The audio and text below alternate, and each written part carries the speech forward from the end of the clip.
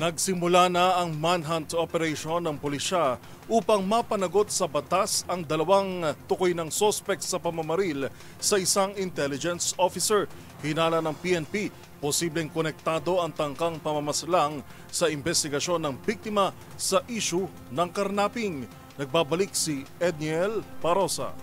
Tukoy na ng PNP Highway Patrol Group ang dalawang suspect sa pamamaril sa isa nitong intelligence officer nitong Agosto 1. Sa panayam sa Campo Crame, sinabi ng HPG spokesperson, Police Lieutenant Nadami Malang, na tinutugis na ang mga namaril kay Police Lieutenant Dexter Pascua. Kabilang sa mga tinitignang anggulo ng HPG ay ang pagnanakaw o posibleng may kinalaman sa trabaho ni Pascua.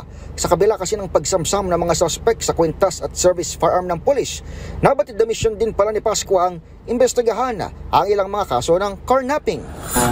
Sa ngayon po ay sinesecure po talaga namin din yung kanya pong seguridad dahil nga po may marami pa tayong pinag-aaralan na maaari pong isama po sa kinalalaman po naging sitwasyon po ng ating pong kasamahan. Nasa stable ng kalagayan ng pulis na nagtamo ng siyam na tama ng 9mm sa katawan.